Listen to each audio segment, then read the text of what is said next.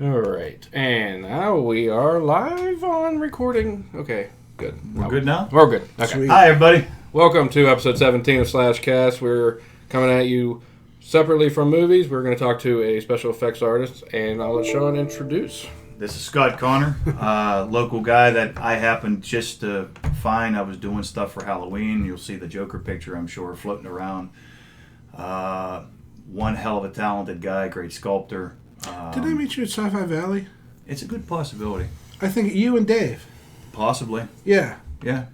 Yeah, I remember. I don't know if it was Sci-Fi, but it was one of the ones you guys were cosplaying at. It was up in Rowville. Yes. Whenever we were Shredder and Casey. Yeah, with New Dimension. Yep. New Dimension comics. Yeah, Century 3 Mall. That. Yeah. Well, that'd be a great fucking setting for a movie, a horror movie. Just leave it the way it is. Unfortunately, Yeah. if it'll stay up, it was crumbling Kind of sounds like terribly.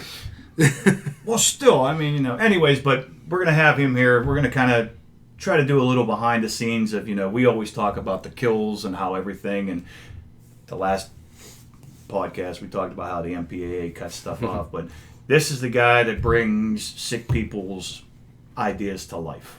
Yeah, I don't write the scripts. Yeah, but this is what helps you actually see with your eyes what takes talent and skill right on screen. Absolutely. It's funny, though. I get blamed for it all. People go, man, you're sick. I'm like, I didn't write it. Exactly. Well, You brought it to I'm sure life. all Right, you guys, exactly. yeah, I'm sure all you special effect guys get blamed for shit. So I'm going to start off first question. What got you into your field? Believe it or not, it was Star Wars. Okay. Okay, I was into Star Wars as a kid. I was into, scary stuff, too, but I wasn't, my parents were pretty strict. So, they watched what, I watched. So, I watched a lot of Star Wars, but then HBO came out with a behind the scenes for Return of the Jedi. I remember that. And I recorded it off of the TV onto a tape, and I One would of them just... big, in case you people don't know, there used to be these things about this long, about that thick. They were called VHS tapes. It's like a plastic steak. Yeah. Yes. But yeah, and I watched it probably 2 or 3 times a week, every week, just because. And I was about 13 years old, and my parents were giving me the, what do you want to do for a job? What do you want to do when you grow up type of thing? Oh, yeah. And I just pointed at the TV and I said, is that a job? And they were like, oh, he's going to be an artist. And Mom and Dad. No. My parents were incredibly supportive. Still are. That's awesome. Still are. Never once have they been like, well, you should have done this.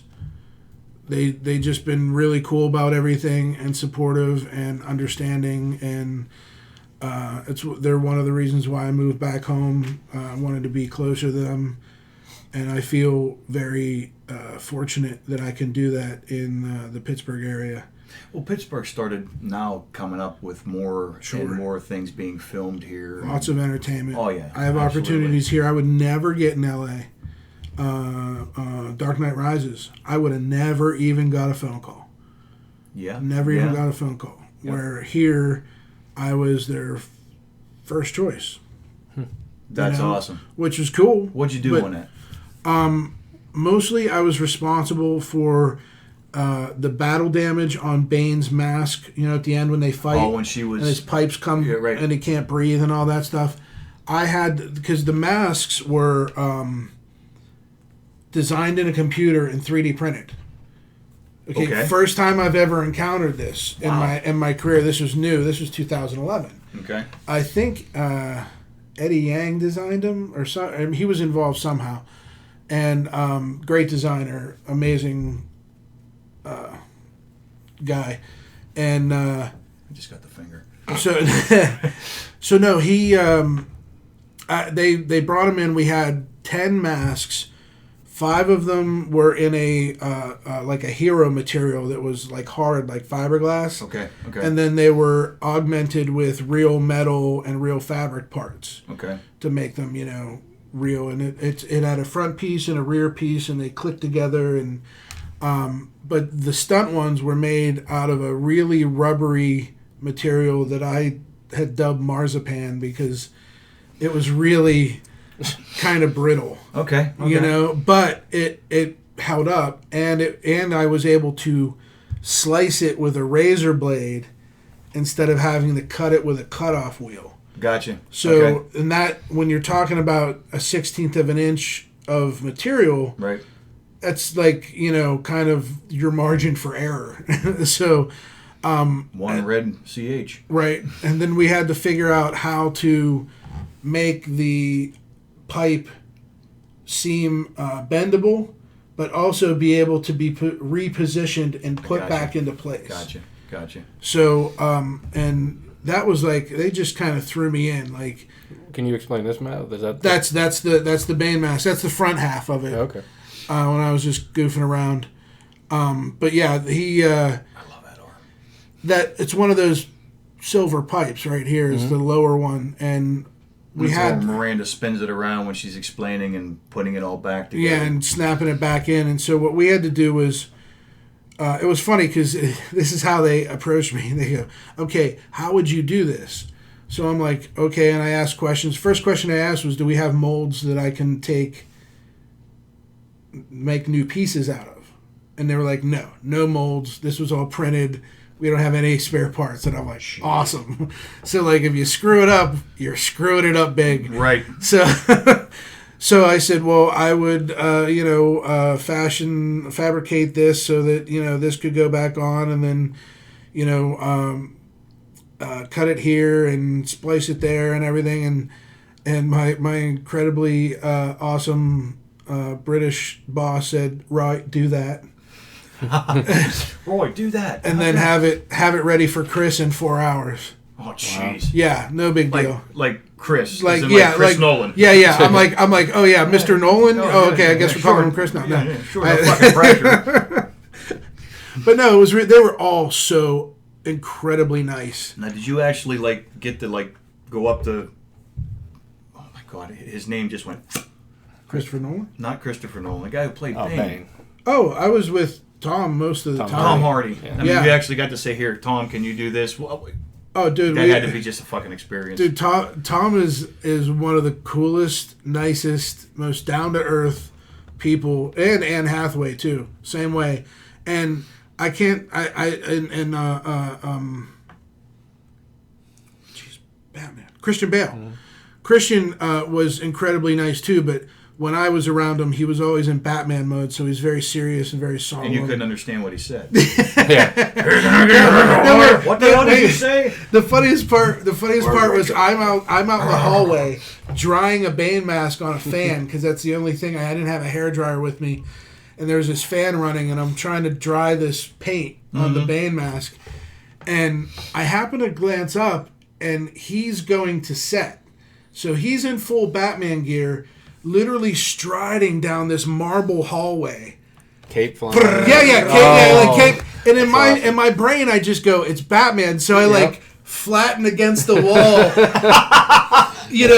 so he can make. And then I'm like, what did I do that for? Like, you turned into a 9-year-old. I did. I totally did. That's awesome. That's great. But no, yeah, Tom was just awesome. Like, he's very engaging and funny, and he's we were watching YouTube videos, and that's sweet. Yeah, he's a cool dude. I mean, he did this pretty early in his career. Like, he didn't have much before this, did he? Oh no, dude! I didn't hear much of his name. Wait, okay, you haven't heard his name, but you ever see Star Trek Nemesis? I know of it. Yeah, he's the Nemesis. Really? Yeah. Oh, okay. He's probably one of the most underrated actors of our time. Like, I would see him in movies, and you don't even realize it's him. Yeah. That's how good he is. Bane definitely. I had no idea. If you get a chance, watch a movie called Bronson. It's about the UK's most notorious prisoner. Okay. This is a guy who got locked up at 17 for something stupid, and then just stayed locked up because he would just fight everybody and hurt people. Original UFC. Was it in the 20s, old time? No. This is in the 70s and 80s. I remember him on a cover of a movie doing this, like in a fighter type. But that's Bronson though. Okay. He had the weird mustache. Yeah, yep. Bronson had Okay. that mustache. Okay, gotcha. That's Bronson, and that's that dude. That's a real story, and he's a really weird guy. Jimmy, you fire a question next. Oh wow, I don't know. Hey, I mean, I got a bunch. I mean, I don't want to, take over. No, I enjoy. I'm really looking forward to seeing the stuff you brought because I kind of didn't look at it. Well, what was So your you go with actual? questions. Okay, so once you went to school and everything, and your mom and dad apparently they were cool with you doing Sure. everything. Went to school and everything. What was the actual first paying job that you was on?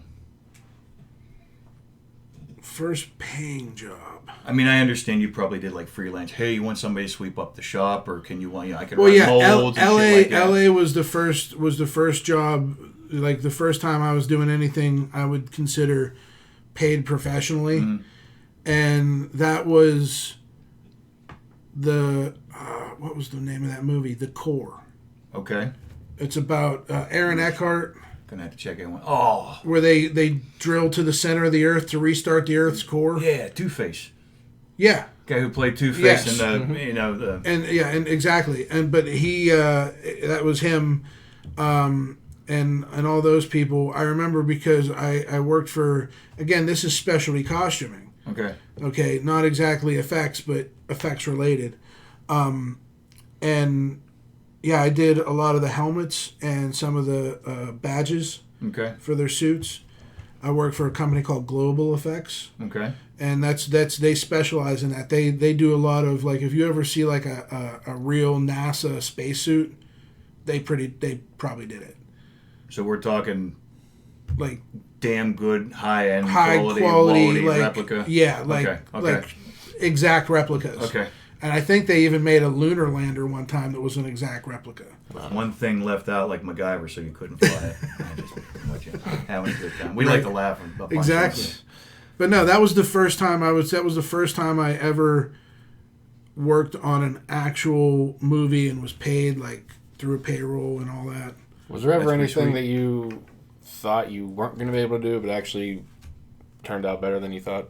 Pretty much everything in my career. Everything? Yes. Okay. Everything. I never thought in a million years I'd work on a Batman movie. I never thought in a million years I'd be able to be sculpting for a Disney licensee. I never thought in a million... Yeah. There's... Yeah, just in case Patty you guys back don't there. know that. I mean, like this specific. guy back here. This is all this man's work. My hat box ghost. The head itself actually is taken from the original when they resculpted it. Say that again. The head. That head Yeah. is off of. Is off of the one that they resculpted, the Ezra that they resculpted back in, I think, the 90s. Yeah. So that's taken off an actual Disney. Yeah. I thought I told you that. Fuck no! Yeah, no, Oh shit! I'm gonna have the Disney police at my house. No, you won't. I'm licensed. I know you're licensed. I'm licensed. No. Yeah, that's why I'm able to do those. That's cool. All right, I got news for you. That just became 1,000 times fucking cooler. But yeah, That's no, sweet. I did all the mannequin modifications and the paint, and I made the hands, Oh yeah. and He actually did Dressed the him. one modification.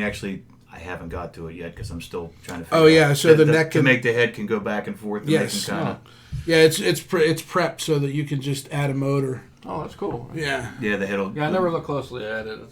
Yeah, you'd have to open it. His back comes off, and Unfortunately, we you can have to undress Hattie, and I'm not making him half naked. Maybe on a future podcast. I don't want to get blocked on YouTube. get in. Right. This is true. No, he's super fun. I Haunted Mansion is my favorite Disney stuff by far. I like it all, but Gee, I couldn't. yeah, who Anyway. would have thought, right? This is true. But it's definitely been a real. I never thought I'd be able to do it here in Pittsburgh. Yeah, You know, I can understand that. A lot of that stuff, and I mean, I was just going through all my old like college pics, Mhm. and I don't want to show anybody that stuff. It was so awful. It was so awful. You're kind of like that. Seeing the first stuff that you did, is like whenever I was a first-year apprentice, the first panel I trimmed out. Sure. Now I can, 20 years later, going, what the hell? Right? Did you do this with your eyes closed? Exactly. No, and that's why, because I do teach a little whenever the opportunity arises, and I always tell people, because how people are, oh, I can't do this, or I've never been able to do. Well, yeah, and so I always tell people, students, they said, oh, I can't sculpt like you. I said, well, what did you sculpt last night? And they said, nothing. And I said, well, that's why. I used to sit down with a lump of clay and mess with it until I hated it, and then I'd squish it all up and start over again. That was how I spent many, evenings before I went to bed, just fiddling with stuff. There you go. Most art is trial and error. Yeah, absolutely. It's finding out, and not all art is the same. I've seen literally 3 people in my life that were completely like savants at it. Mm-hmm. That they needed no instruction. They were just amazing right off the bat. Okay, and that's 3 people in my 20-year career. Wow. You know what I mean? Everybody else had to work a little bit for it. Some work harder for it. Some learning don't. Like the muscle tone or halbus and anatomy and stuff. Yeah. Yeah, learning just how I look at things and I go, wow, I didn't know a thing about sculpting when I attempted this. You know what I mean? Mm-hmm. Because I went in there and you learn things like, okay, you got to have your forms right before you start doing your skin texture. Gotcha. Because if the skin's not going to look right on the form if the form's not right. Gotcha. So, you know what I mean? In effects, largely in effects and some art, it's kind of A plus B plus C equals D. And if you go A plus D, it's not going to equal. Gotcha. Yeah. You know what I mean? Like if you skip layers, like if you skip a layer, then it's not going to turn out the right way. Exactly. Or you skip a step, or if you mess up a step. Like if you step A went well, step B didn't go so well. When you go to step C, it's just going to compound. Right. And there was when I was first starting out, there was material contraindications and stuff like that, like platinum silicone that everybody uses for makeup now. Mm-hmm. Platinum silicone, when I first got into the industry, was like a unicorn. Nobody wanted to mess with it. It was super expensive. It was very temperamental. Nobody was making makeups out of it. You were maybe doing a mold out of it, and you had to be in a hermetically sealed chamber to get it to kick off right. And oh wow! Then the ratios were really weird, 67% of this to 33% of this, and if you were off by a gram, it was done. Wow. Yeah, it was just crazy. And if God forbid, and this was back we used latex gloves. Okay. Everybody used latex gloves up until about 2004. Okay, because they started using more platinum. If you use latex gloves and you touch platinum silicone, it will never set. Oh wow! Okay. So it will contaminate it and never set. So the whole industry basically had to switch over to nitrile, just because of this one thing. Now they use silicone because of HD. They use silicone because silicone looks way better, and it's translucent. Okay, like when you do a silicone piece, light actually penetrates the surface and is reflected back like real skin. Okay, and that's what people don't realize is you can paint something up to look really nice, but if you throw a light on it, if it's latex, it's probably going to look flat. Gotcha, and that's where your shadings and everything would come in? Yes. Yeah. Texture and all that. Texture. Exactly. It's kind of, painting for camera. Remember matte paintings? Star Wars, absolutely. Yeah.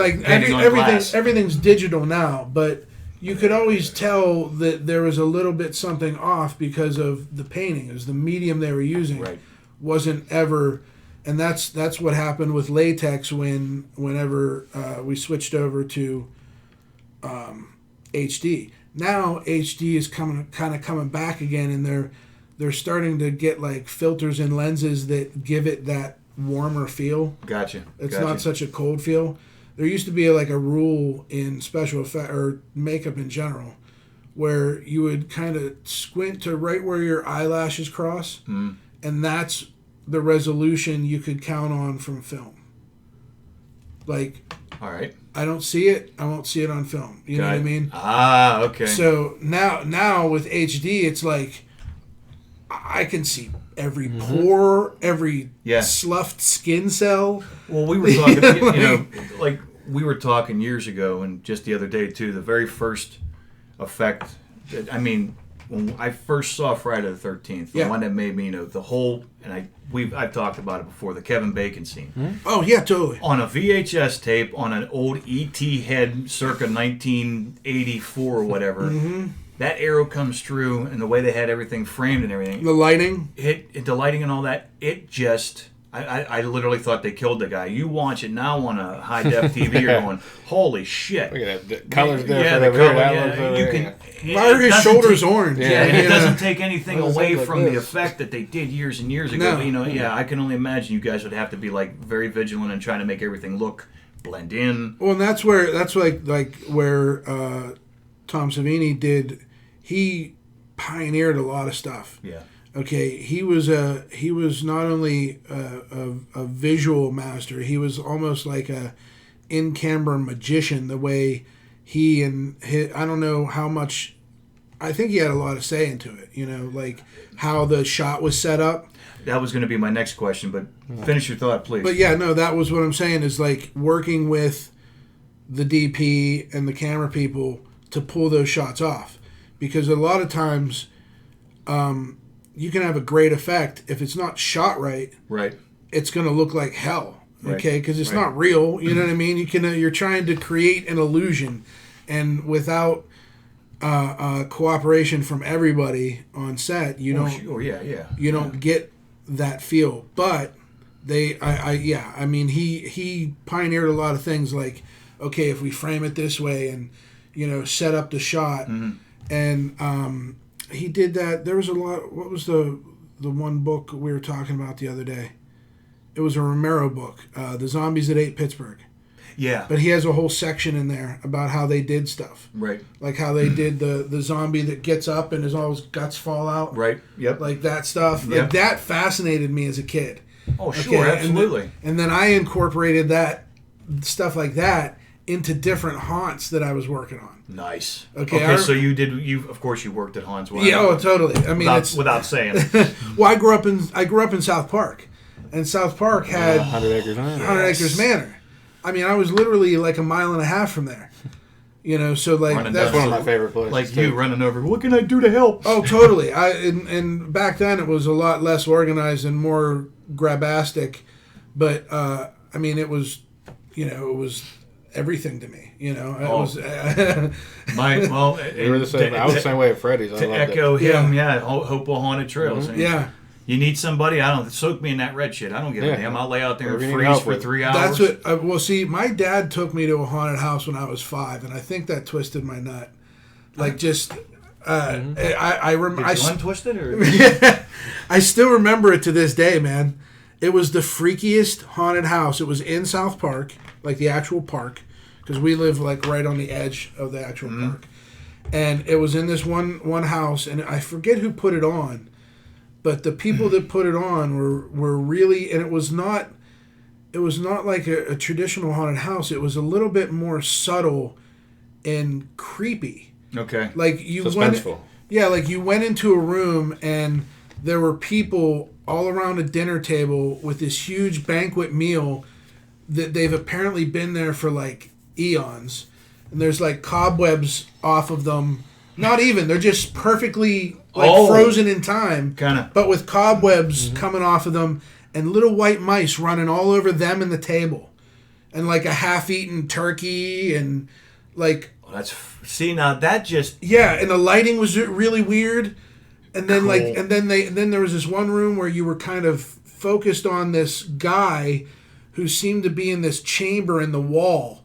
and he was kind of frozen too. This old man. I remember he had this really weird beard. He reminded me of the prisoner from Haunted Mansion. I got you. Okay. Taller. Okay. Gus. And he looked like he was in like something where he was frozen. Okay. Like there was frost and stuff. So everybody came over to like, what's that guy about? And that's where. And then the wall behind you starts closing in. The whole wall from floor to ceiling just starts coming and towards this was you. at somebody's house? No, this was at one of the county houses in the park. Oh, okay. Yeah, and and all of a sudden I remember somebody goes, down here, and everybody looks and a hatch opens in the wall. And you have to crawl out on your hands and knees. Oh, that was unheard of at that time. Well, yeah, and I'm 5 years old, and so my dad has me hang on to him. He's crawling, and I'm hanging like a monkey underneath him. and he checked with me after we were done, after we got out, and they were like, they pointed at it like, you had to go up into the woods now. It wasn't over. You had to go up into the woods now. And my dad was like, do you want to go? And I'm like, yeah, I'll go. Let's go. And this tweaked me out to no end, and I don't know why. It was so simple. It was two young guys wearing Letterman's jackets. I think they were Ringgold Letterman's jackets. Okay. And one is half buried and screaming, help me, why are you doing this? And the other guy's just laughing and throwing dirt on him. See, that's one word I said. I always say that those trails are unsettling. They're not scary. No, they're just unsettling. Yes. You're like, and that's sometimes scarier than having somebody bloody yes, and gore. Because it leaves you with all this why. Exactly. You create the horror in your head. Yes, exactly. That's exactly now what it was. I'm thinking to myself, how the hell do you reset throwing dirt on your best friend? Because they're... Yeah. I mean, I can remember, resetting for the next group that's coming through. Okay, do you just go by the end of the night going, okay, I got to get this off. Right. Turn this back up. All right, you got enough? Yeah, okay. Yeah. Don't hit me in the face this time with a wad of dirt. I almost died. This isn't Step Brothers. Right. I'm burying just you. like Cold Case Files. It's just like... Yeah, Zing, there goes that tangent. That's a great movie. It is. My God. So anyway, I do want to take a break right now if you want to. Okay. And then maybe get back to what got you like at the studio and then maybe some of the things you brought. Cool. Sounds great. Is that all right with you? Works for me, man. All right, guys. We'll be right back. You guys got... Oh, this heavy son of a bitch. You got this to look forward to. Yes. Alrighty. All right, we'll be right back. Alrighty.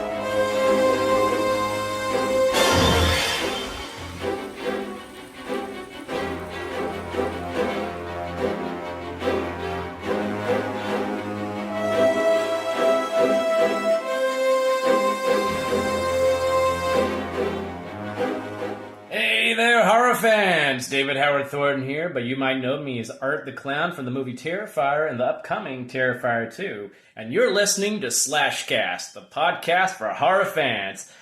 Watch it or I'll get ya!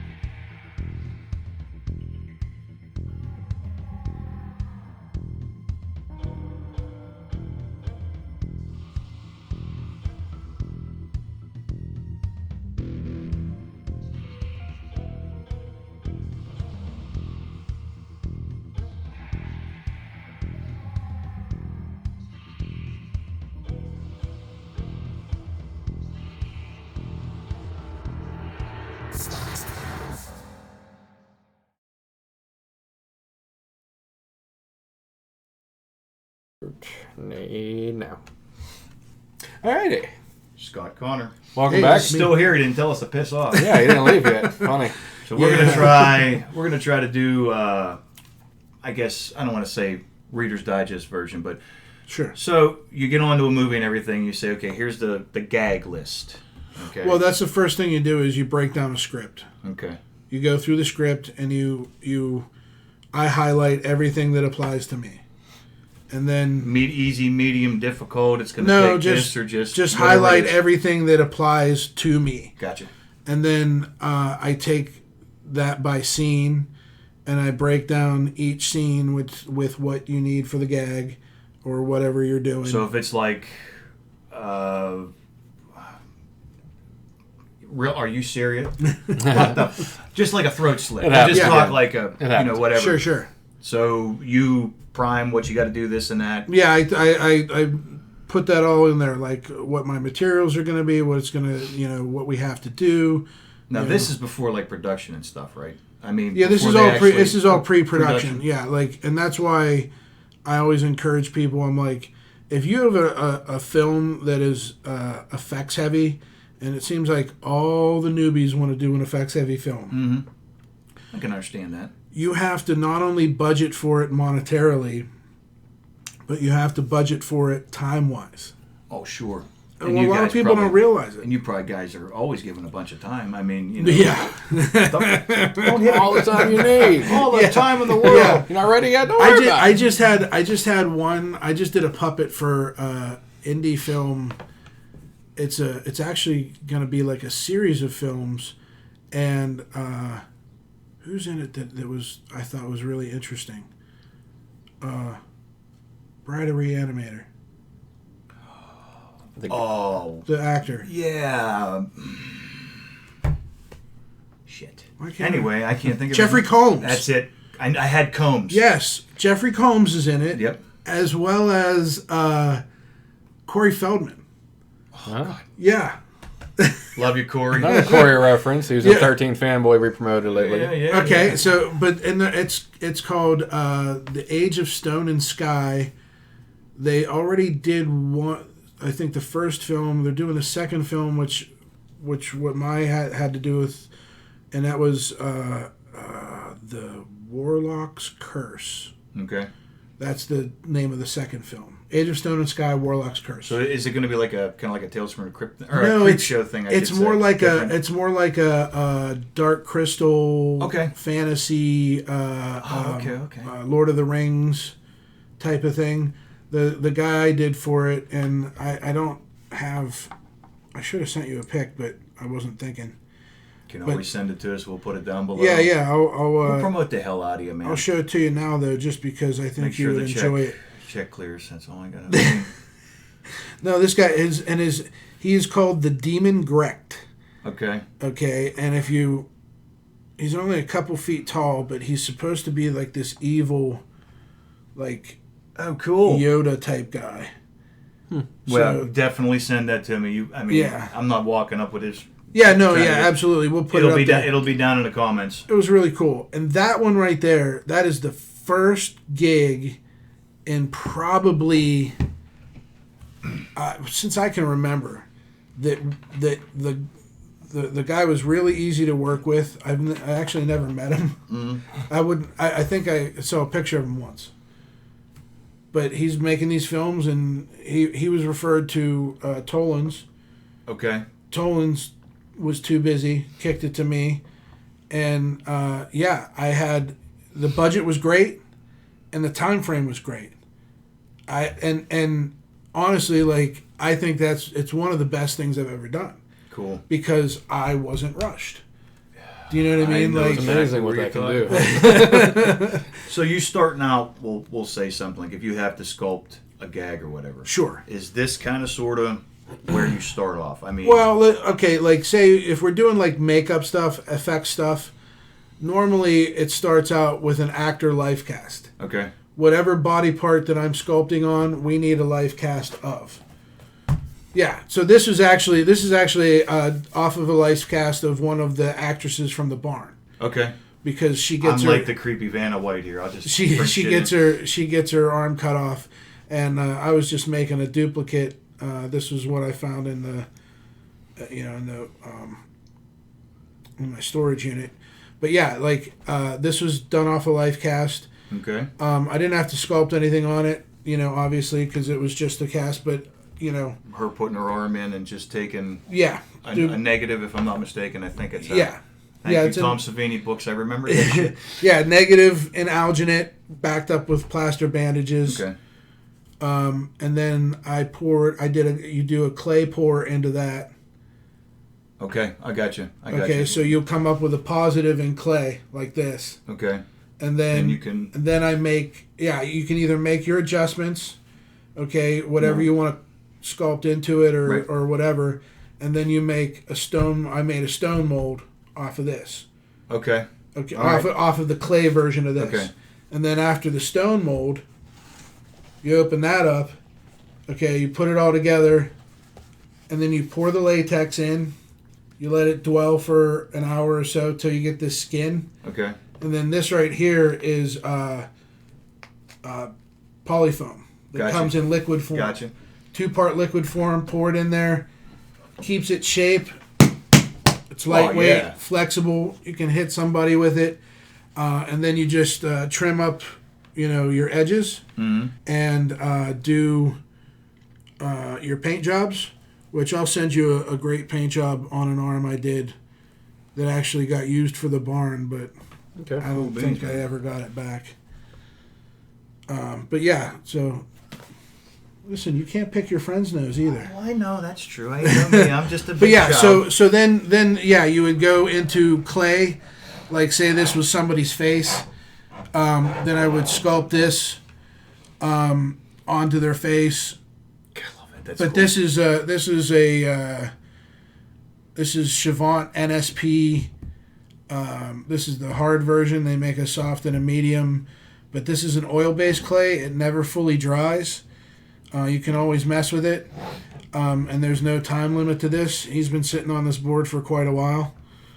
Now, is that one of your head hooks? Yeah, this is one of my head hooks. He's going to be my Krampus head hook. I've done a series of these. I started off with a zombie. I got to bring this one in because I love. That's the ogre. That's the ogre. Okay.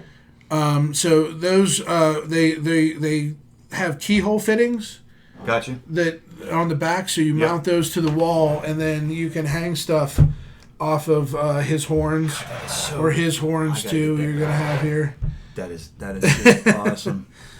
But yeah, he was very fun. So this is the final. Yes, product this is resin. Okay. This is a 2-part. So you actually had something. That final product came out of something like this. Something like this. Okay. Yes. Cool beans. I took a silicone mold off of this. Gotcha. I molded all the horns separately. Okay. Just because it's easier for demolding and stuff. So these 4 are molded separately, and they have little recesses where they just plug in, and I epoxy them in there, so they're not coming out for nothing. Good. And then I hand paint each one. I didn't gloss the eyes on him. I still have to do some work on his eyes. I'm just that's amazing. But they're fun. So cool, man. Don't break it, you'll buy it. Oh no, and that's the thing. They can hold like about 30 pounds. That's sweet. Yeah. Resin's crazy. I resin over all of our paintings. I do. Oh yeah. And shit the deck. Oh, you do like the epoxy resin? Yeah. Oh, nice. Yeah, I do pour painting and epoxy resin over top of that. I love pour painting. Yep. I've been wanting to get into that, but I just I don't have the time. There's just only so much you can do. But I want to do something like that on one of my tables, and then epoxy it over, because that's my new thing. Like I'm building all new shop tables. Oh, cool. So I have like a bunch of I have a couple tables like just in my garage that are like old kitchen tables that people have. Sure. So once I'm done and I don't need those tables anymore, I'm sanding them down and I'm painting them and I'm doing a thing on there, like the pour painting thing. I'll show you after we're done recording. Yeah, and then epoxying over it like that, and then I'm gonna sell those. That's awesome. Yeah, we did our coffee table. It's about that round. Nice. Covered in flames and resined over top of it. See, that's awesome. I'll show you after the show. It's a lot of fun. Yeah. But yeah, no. So that's that's one of the things you do for the head hook. But if this was a makeup, what we would do off of this is make what's called a basket mold. Okay. because when you flip it over, it looks like an empty basket. Gotcha. But it would come up, probably mold these separately, but this would come up and be stone and burlap. And then you would take the person's life cast that would be underneath this. Yeah, after you... Now that's the life cast after you've taken off... Well, I'm thinking I could just picture like you've got Robert Englund's life cast. They sculpted Freddy makeup with him and clay. Yep. Took a negative of that, cleaned that off. A lot more complex than that, but yeah. I'm sure. Like I said, as a matter of fact, Fangoria did one a long time ago. Yes. Where they showed everything, because that's actually the Dick Smith method, where they break down everything into individual pieces and do what's called snap molds. Where a whole face actually takes up 1, 2, 3, 4, 5. Well, and it's all seamed together. Right. He first did that in Little Big Man.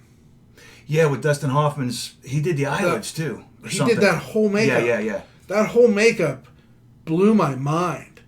That's amazing. Because not only was that guy playing 100-and-some-year-old character, Dustin Hoffman was young back then. Oh yeah, and he looked. Yeah.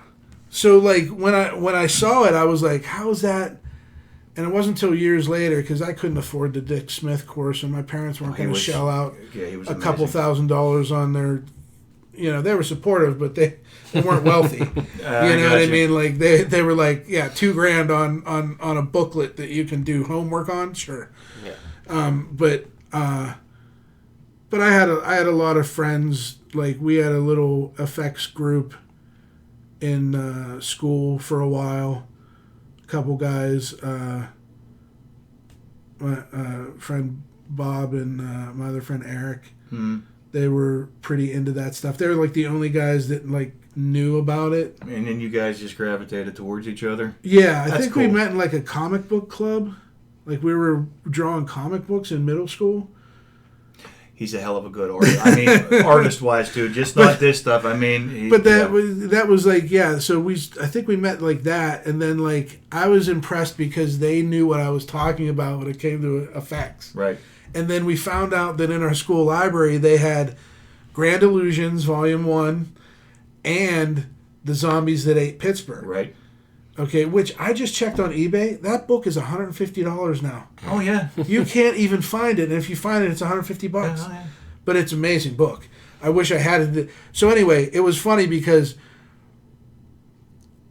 we were the only kids that knew those books existed in the library. Oh, yeah. So I would rent them until the librarian would ban me from renting them or taking them out. And then one of them would come up. So if you looked at the card, it was all Scott, Bob, Eric, Scott, Bob, Eric, Scott, Bob, Eric. And like, trying to, yeah. And I remember the librarian at one point was like, you got to give other kids a chance to read it. I'm like, other kids don't know it exists. Nobody wants this. Nobody. You don't understand. It was the three of us. Whenever we take it out, we're going and spending our hard-earned money to photocopy this, so we don't have to take it out anymore. Totally, exactly. Well, we didn't have access to that back then. Oh, you didn't have getting a photocopier was like, you might as well have asked them if you could borrow their shuttle. Yeah, you know what I mean? Like, it's for official business. Yeah, well, yeah. Like. Thank God I had a dad that worked in down at the nuke plant. And whatever I needed photocopy. Yeah, see that would have been cool. But like that and I'm bringing this up. I love it. No worries. That and crime scene photograph reference books. Oh well, Savini, did that too. I mean, wasn't he a photographer? He was a combat photographer in Vietnam. Yes. Okay. He came across the elbow or something. I remember that in Grand Illusions 1 or something. Yeah, he was always big on. He was the first guy that brought physical, accurate anatomy to what we were doing. Yeah. I mean, Dick Smith did too, but I'm talking about like Dick didn't do a lot of gore. Yeah. But I need to know what an arm looks like here if it was ripped off, and here's Tom Savini going, there's one, there's one. Yeah. He blows up in head, he wants that parts to go flying. Sure, and exactly. But and I remember, but those books, the forensic books, still to this day are like $400 a piece. Oh yeah. So I actually, there's a guy, Let me look him up. I think his name is Benicio. Del Toro. No. Hey, Garcia, maybe? That reminds me of a Nightbreed mask. what? This? Yeah. Well, this. Oh, that Yeah. that reminds you of the button eye mask. Yep. Yeah, because it kind of removes the anatomy The in way the I'm eyes. looking at it here, it looks just like it there. Do you know who that was? No. Cronenberg. Oh, yeah. We The guy who played that was Yep. Cronenberg. Yeah. Let's see here. I think I said that during our last episode. You We did. were talking about Yep, Dave Cronenberg. Yep. Well, Cronenberg was one of the... He was in Jason X, but yeah, I said yeah. a couple movies. I Yeah. thought I said that one. I just There we like the go. color on it. Me This too. is the Special Effects Guide of Real Human Wounds and Injuries. Oh, there's... That's Oh, wow. Benito Garcia. I ordered this from him. Yeah, he's on Facebook. You can find him. This book is great. You can get it as a digital book or a physical book. I have the physical book. And it basically boils down all of that reference into a book about that big Oh, my God. that has it's categorized from like it has all kinds of bites from like nasty bites to like bug bites. Yeah, everything, and really good reference, bruising, break bones, all that stuff for like $50. $50, $60 I think it is. That's Way not better bad. than 400. As soon as I saw it, Boom. I was like, yes, I'm buying this and I use it every semester when I teach. Cool. Every semester, because that's what we do is my basic effects class at CCAC, I do that's your assignment, is to do an injury or some sort of small basic appliance. Gotcha. And I have them do it out of the, everybody's doing silicone and prostate transfers and all that stuff. That's all well and good. Yeah. But That's big I like time. people to have. I like them to like. I like almost like Danielson. Like learn to wax my car, and then you'll know what you're doing here. But I figure if they can do a really good slip latex wound and make it look presentable, Right. then all that other stuff is easy. Yeah. It's all All great, that other yeah. stuff is easier to do. So if I make you perfect the hardest one, the other stuff is going to be easier. Right. So that's but this injury reference is, and I'll give you a link to that or whatever. He's on here. He has his own Facebook page. It's been awesome. Benito, if you see this, it's one of the best effects books I ever bought. Hey, you know what? We'll tag him in this We'll too. put that down in the Yeah, info sure, for sure. you. Check it. Click on that link. We're nothing but we're promotional whores. Totally. Okay. And what? Okay, so like Okay, this that was doing stuff for like makeup effects and everything. Yeah. Like, if you have to create something from scratch. Now, Okay. this guy? I'm assuming this is a frozen head. Yeah, he's this blue. one I did up. I wanted him to be kind of a frozen, disembodied head that like had been sitting in the freezer. This was originally a head that I made for the barn. Okay. Well, one of the kids gets jack-o'-lanterned. Oh, And you can see, yeah. like his eyes were carved out. Everything was carved out, and then like this is where the top would come off. I got you. So I just did this one. I put a fake eye in there so that it would be clouded over or whatever, and then did all this. Now, how did you start Okay, this? this right here was Give me that. a life cast Yeah, it goes of right there. Stay right there. I forget whose head that is. So that was actually That was an actual an life actor's- casted head that Okay. somebody had laying around. It was nobody that was in the movie. Oh, okay. Because we couldn't get those people in fast enough. Like I had like a month and not a whole lot of money to do this stuff. So Gotcha. they didn't even have the guy cast yet. Okay. That's what it was. So you put out a call, say, hey, I need this, I'm in a jam. Yeah, I told my buddy. I think my buddy Sean Ronzio from the Savini School. Okay. He lent me a mold or anyway, we ended up doing a clay pour Okay. of that head, and then I just went at it with a bunch of tools, And just carved it out, sculpted and, the gore on the bottom.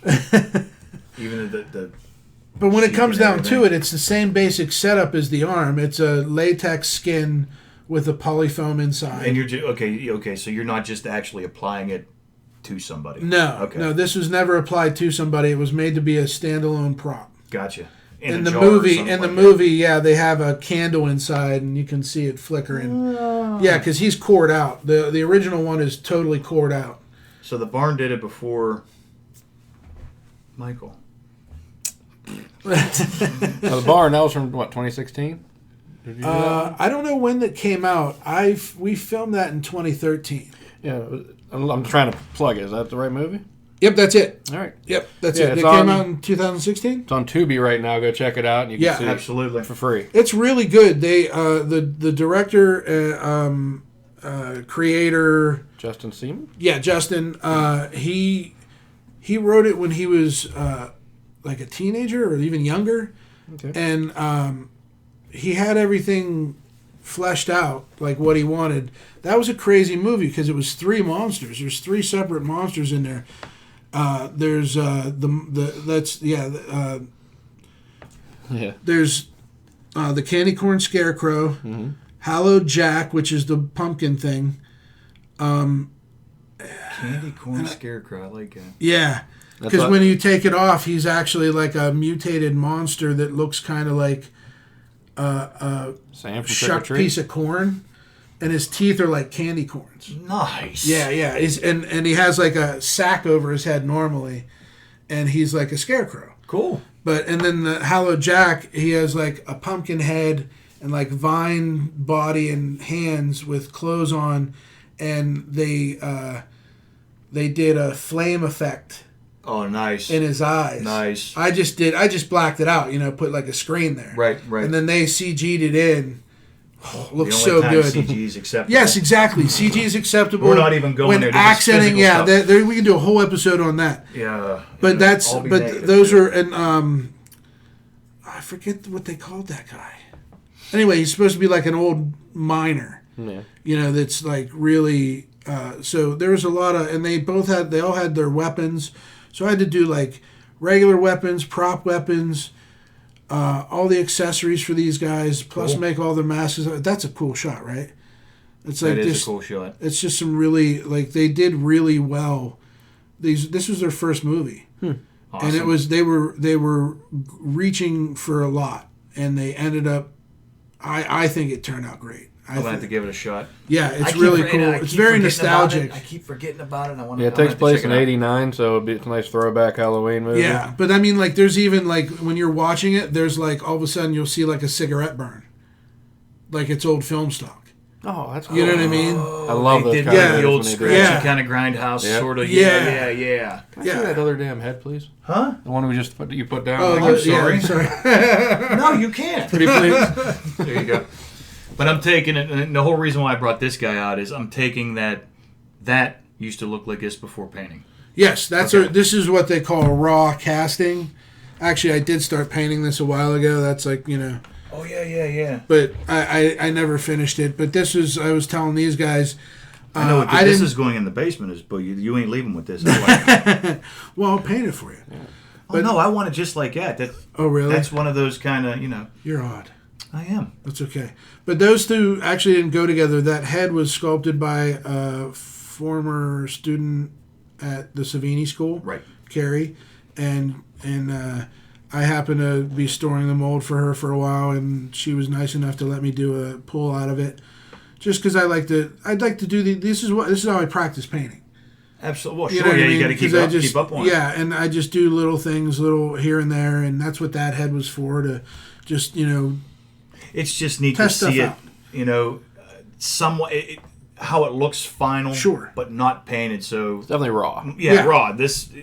That used to look like this before Yep. the blue and everything, And then this was the I think original. probably started off something like this. Yes, exactly. So you have everything. You basically do like Is that heavy? I know, right? I tell people all the time. It's basically various degrees of difficulty regarding 3 things: sculpture, molding, and casting. Okay, 4 things: painting, sculpture, molding, casting, painting. Okay. You're going to be doing various degrees of those throughout your entire career. And don't get good at one. Get good at all of them. If you can. I know If a you lot can. of sculptors that can't mold. I was a kid that couldn't sculpt, so I got a lot of work doing. Well, no, this is. I got good sculpting because after I would do my job making molds during the day, I would go home and I would sculpt at night. There you go. Okay, and still, there's many people that I regard as way better than me at all of this stuff, and they're, there's guys out there just killing it, man. They do a lot of stuff that you've seen and you don't even know they did. Mikey Rotella, who also has a thing that he does with a bunch of other guys called Nightmare Force, which is they do like regular old school Halloween masks, but they're really I don't know why I just looked over there, but really cool ones. Speaking of Halloween masks, oh yeah, I know. You know what? I apologize to all our viewers out there. I jumped when he did my Joker makeup, and all he did was just put a chin on me and did all the face. I walked into his place for the first time, and I think it took him about 45 minutes to wrangle me, like trying to herd cats, into the chair because I'm going, holy shit, look at it! Oh, ah, ah, ah. I was like freaking out. That's always fun. This guy. This is one of Scott's masks. That's my that was the first mask I sculpted when I came back to Pittsburgh. Evil Grin Studios? Yeah. Uh-huh. It is, if you look on the back, it says EG Studios somewhere. Nope. Right there it says Evil Grin. Yeah. But he is my tribute to Pittsburgh. Everywhere I ever went, people often would say to me, where are you from? Stay. You're talking to people, and I would say Pittsburgh, and it would be either Steelers. two things. Oh, the Steelers, or, zombies. United Living Dead. Yeah. So I made a football zombie. Yep. Hey. And I wanted to bring you guys a painted one, but with COVID, I had to sell everything I had. So, no, it's listen. I'm grateful. Are you kidding me? I'm grateful to everybody that bought something because it's kept me afloat. But yeah, I have like no stock like that. Hey, I found man. that in storage. He survived the storage flood. Jeez. That's nice. We appreciate it. You know what? To be honest with you, if you ever decide to paint this, Oh, totally. take footage of it, send it to us, and we'll attach it Oh, sure. to this episode. I've been thinking about it because I'm kind of old school. I've been trying to do more social media friendly stuff. So I was gonna try and do like one of those time lapse. Mm-hmm.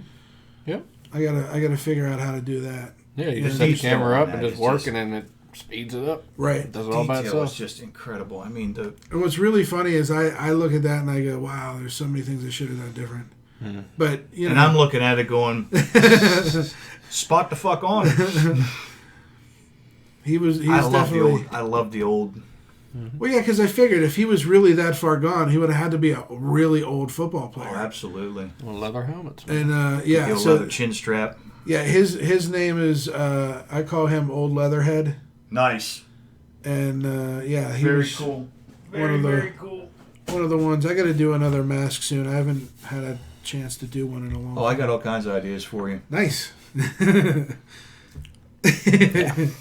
Oh, yeah, I got all kinds of ideas for you. Nice. That'll work. Yes, at this point, is there anything else you want to touch on? I mean, trust me, this was a Oh, it was real great. brief dive into it. I mean, there's full body suits and, I mean, Always time for a part two. Sure. Oh, totally. Absolutely. Absolutely. Yeah, I'll do it. I mean, Part two, anytime. if we, This was fun. hey, you know what? You're welcome here Oh anytime. yeah, definitely. We could probably get into specifics or something like, from. It's kind of funny. Right now, Hattie looks like he has me by the tuft Yep. of the head. Pulling up. Why sure See, that's like right there. Maybe next time we'll do a live sit down and broadcast it live, and we'll just let it run. You know Sure. what? I got a hell of a good idea. The next time, why don't we have somebody like a makeup artist taking a dummy and trying to do something? Sure. Wanted to make him look like it can be anything. I don't. Hell, I'm up for anything. Even if it's just a nice wound done. Well, and Knife wound on the arm or something. even you guys were talking about doing another promo. Mm-hmm. Do a behind the scenes for your promo. Oh, absolutely. Oh yeah. I have all of our footage we filmed. I have Totally, it all that still, would so, work. Yeah. And we're gonna do it. Yeah, me and you still got to talk about that. Me and Scott and you, Jimmy, have to get together and hello. I don't know. Random. I thought I was hearing things. Random ding. No. Yeah, much like the Friday the 13th short we did for you, we'll have a much better one later on, hopefully. It might be a three-parter. Yeah. Kind of like, a lot of ideas. To be continued, Nice. to be concluded, the Virgin We have wearing the Slash too Cast much shirt. costume and wardrobe not to put on film. I have so many all the big costumes at home. And all of everything. mine are good guys from movies like Casey Jones and Yeah. Quint and Deadpool. Yeah. This is what I love, though, is the fact that, like, growing up, none of this was around. And now it's like all the guys, like, that are like us, like my age, your age, all this stuff, like, it's become more mainstream now. Yeah. I like cosplay. I don't ever think I've ever thought of any like that ever being. I would have never thought as a kid that like, oh, when I grow up, grown-ups are gonna like think this is cool and dress up. Yeah, It's dressing just- up as a Somebody- character as a kid. Yeah. thing. Somebody took Halloween and took it to the next level. Which, I gotta thank And him. the very and on that, yeah, exactly. On that exact subject, I mean, the first time I did Casey Jones, Yeah, and my buddy Dave, whenever we met you, we did Shredder and Casey. yeah. He about shit. Yeah, You know, because nobody did and this. and now I remember the conversation. He goes, I was sitting there and I was looking out the window and you were coming down the escalator and I saw the black Converse Chucks and everything. I saw the gray sweatpants and I saw the vest and he went, holy shit, it's Casey! Right, exactly. And I walked up and people, it makes you feel like a geek rock star because you look. I mean, and the Casey Jones costume was the hardest thing was finding the goddamn golf bag. Right. And I go online. Hey, look, fiberglass mask, $75. Okay, there's the mask. Right. Boom, done. Fiberglassmask.com. I'm a pimper, but it really makes you feel like a rock star. And Totally. the people that know how to do, Especially for stuff the like people that this- appreciate it. Oh, absolutely. Absolutely. Because those are the people that are looking at you going, oh, wow, I know what he had to do that. Yeah, and that's You know. even the Ghostbuster packs that I built and everything. You Those go to are a Halloween party, it's always the chick with the biggest chest, dressed the sluttiest that always wins. And Oh, you- yeah. 175 hours trying to work on something to make lights work and sound and everything. You go, really? Yeah, hot ladies win every time, Yeah, man. Sorry, and that's why I stopped that's going just to life. One example I'm going to say before we cut this off. I went to a party one time in my Freddy outfit, and you seen my Freddy costume. Okay? Freddy costume's very good, except for I lost out to somebody dressed as Flo from the insurance commercials. Yeah. Like, Yeah. That doesn't make a damn bit of sense. No sense at all. But Costume whatever. contests are usually Rigged, fixed. rigged. Yeah. Oh, they're just It's usually one of those morons. things where it's just. I'm like, if you're gonna dress up, dress up. Don't do it for That's what I'm saying. Yeah. a reward. If you get a reward because of it, that's awesome. Absolutely. But I think these people that go into it with a competitive mindset, it's have fun with it and don't worry about winning because winning doesn't really matter. No, not at a Halloween contest. Especially No. when you're sitting at home alone putting on a mask, you're like, oh, obviously it's for nothing. That's what I do. Right. So I'll just put this on for a little while. Exactly. Like, who knows? Yeah, it's fun though. Well, But we ready I to do sign want off? to. Yeah, I do want to tell you. I mean, I do have the links up here on the screen Sweet. for everybody. Thank But you. if you want to say it, just in case, where they can find you, where they can check out your work. Evil Grin FX. Is that Facebook? That is Facebook. Yep. Evil Grin FX Studio. Also, Evil Grin Studios on Instagram. You want to check out my Disney stuff. It's good stuff. Connor Classics Corner Classics. That's on right. both Facebook and Instagram. And that's about it. All right, we'll have all the links down in the description for you or in the comments. So Sweet. be sure to check everything out and give them a like and a Scott, follow. Thank you so Thanks, much. guys. I Appreciate you. appreciate It's been it. a Yeah, genuine absolutely. pleasure. It's been great. Lot of fun. Employ this man. Yes, and check out his work and everything. If you want anything, contact him, please. Thank you, guys. So, till next time with episode 17. I was Jim. I'm still Chevy, and that's Scott Connor. It's gone. See you next time. We'll see you next time. See you later, guys.